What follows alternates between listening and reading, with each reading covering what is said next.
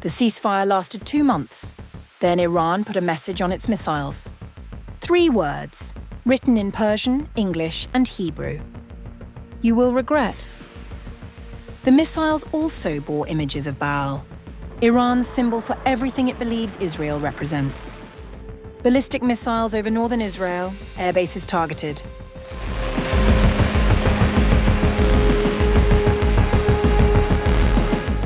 Iran has ended the silence. Iran has released footage showing what it says was the launch of ballistic missiles targeting Israel's Ramat David Airbase, marking Tehran's first direct strike since the April 8th ceasefire. A video published by the Islamic Revolutionary Guard Corps shows solid-fuel ballistic missiles, believed to be Kheybar Shekan missiles, being launched towards northern Israel. Images released alongside the footage also show missiles bearing posters depicting Baal, a symbol that has increasingly appeared in Iranian state-aligned political messaging directed against Israel and Western influence.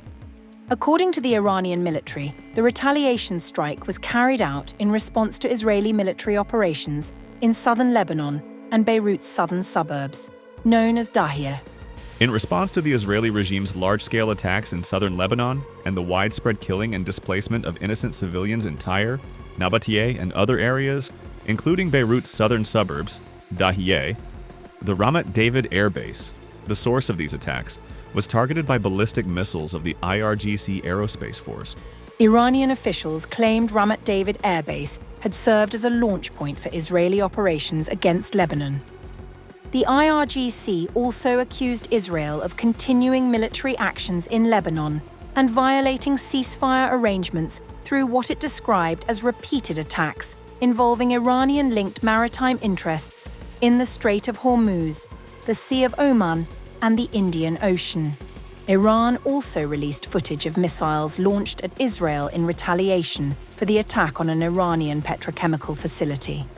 Footage shows a message written on a missile in Persian, English, and Hebrew, reading "You will regret." However, the exact date and location of the footage released by the IRGC could not be independently verified. Iranian state broadcaster Press TV also carried a warning from the commander of Qatam al-Anbiya central headquarters, who signaled the possibility of further escalation if Israeli operations continue. Despite the previous warnings of the Islamic Republic of Iran, the child-killing Zionist regime has targeted Beirut's Dahiyeh by crossing all red lines and increasing attacks in southern Lebanon.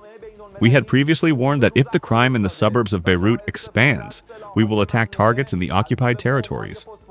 The Zionist army must stop its attacks on southern Lebanon and the suburbs, and if it expands its attacks on that region or responds to Iran's actions, it will face more crushing and regrettable blows, and destructive attacks will begin against the regime and its supporters. May Allah, the Most Wise, be victorious. According to Israeli media reports, Iran launched 3 waves of missiles towards northern Israel. The release of the missile footage was accompanied by imagery featuring Baal symbolism. Analysts describe Iran's so-called Burning Baal campaign as a political and ideological display rather than a religious one, with Baal portrayed as a stand-in for Israel, Zionism, the United States, and broader Western influence during state-linked commemorative events.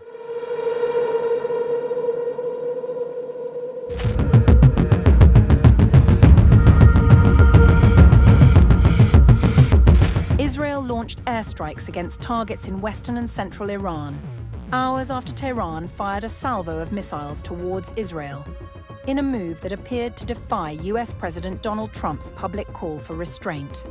The Israel Defense Forces announced that Israeli warplanes had already begun retaliatory operations. The Air Force, guided by military intelligence, struck military targets of the Iranian terror regime in western and central Iran a short while ago. Further details to follow. According to local Iranian media, explosions were reported in Tehran, Tabriz, and Isfahan shortly after the Israeli announcement. Israel's strikes came despite Trump's efforts to prevent another round of escalation. Speaking to Israel's Channel 12 and later to Fox News, the US president said he intended to personally urge Prime Minister Benjamin Netanyahu not to retaliate. I'm going to call Bibi right now and tell him not to retaliate. Each of them had their fun. Israel had its strike and Iran had its strike. We don't need another one. I don't want to see an additional attack tonight. Trump argued that a fresh Israeli response could jeopardize ongoing diplomacy with Tehran. We're very close to a deal with Iran. I would say an agreement would be signed on Monday, Tuesday, or Wednesday of this coming week. And now this takes place. Earlier, in an interview with the Financial Times, Trump had emphasized Washington's control over negotiations, stressing that Israeli Prime Minister Benjamin Netanyahu will have no choice but to accept any deal the US negotiates with Iran. He won't have any choice. I call the shots. I call all the shots.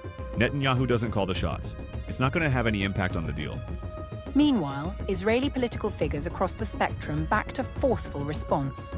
Far-right National Security Minister Itamar Ben-Gvir posted on X. Tonight, Tehran must burn.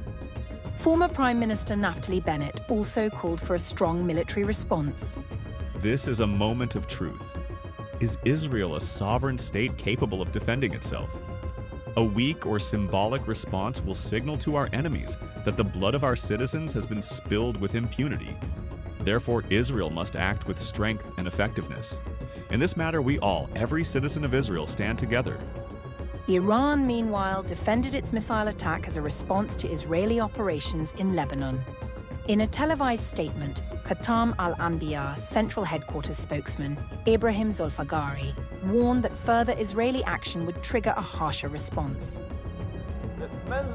Despite previous warnings from the Islamic Republic of Iran, the child-killing Zionist regime, having crossed all red lines and increased its attacks in southern Lebanon, has targeted Beirut's Dahiyeh.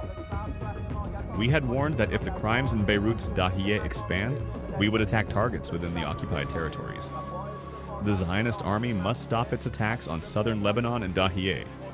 Should it expand its attacks on that region or respond to Iran's action, it will face even more crushing and regrettable blows, and devastating attacks will be launched against the regime and its supporters. Victory is only from God, the Almighty, the Wise. The IDF said its air defense systems intercepted all incoming Iranian missiles, reporting no successful impacts. The Air Force has intercepted all the missiles launched from Iran so far. The IDF has now identified additional launches fired toward the State of Israel. The Air Defense Array is continuously identifying and intercepting threats. You are requested to continue to heed the instructions of the Home Front Command and the guidelines distributed to you. With Israeli jets already striking Iranian territory despite Trump's public objections, the question now is whether this latest round of retaliation remains limited or opens the door to a broader regional confrontation.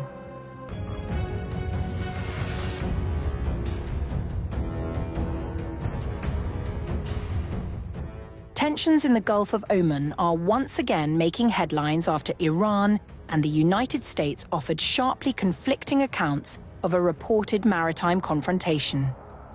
Tehran says its Navy forced American warships to withdraw. Washington says no such incident took place.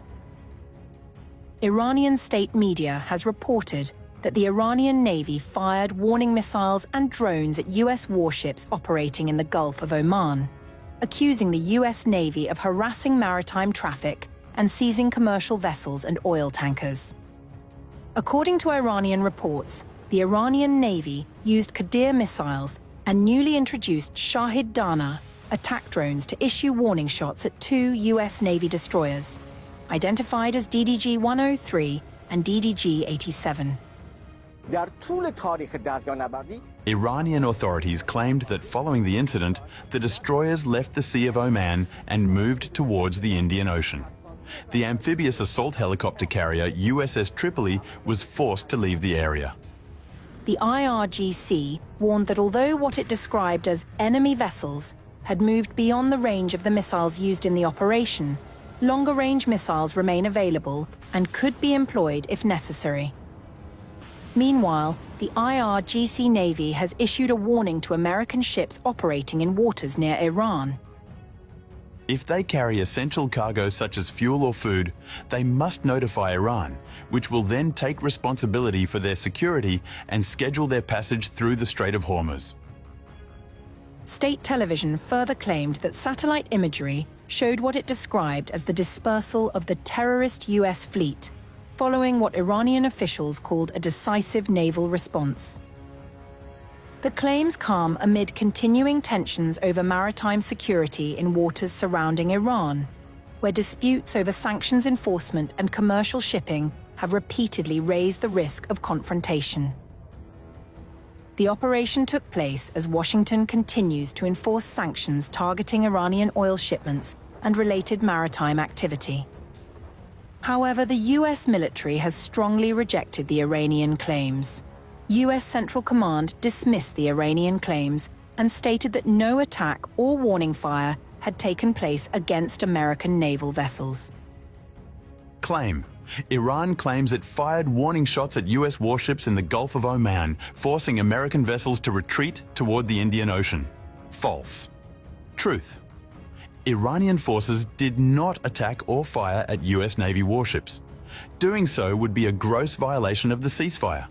US forces continue to operate freely in regional waters while fully enforcing the ongoing blockade against Iran. The competing narratives highlight the deep mistrust that continues to define relations between Tehran and Washington. The incident also comes at a time of heightened scrutiny over maritime activity around Iran, particularly as the United States maintains pressure on Iranian oil exports, and Tehran continues to issue warnings regarding shipping routes near the Strait of Hormuz. For now, the two sides remain locked in a battle of competing claims, with Iran describing a naval retreat and the United States categorically denying that any confrontation took place.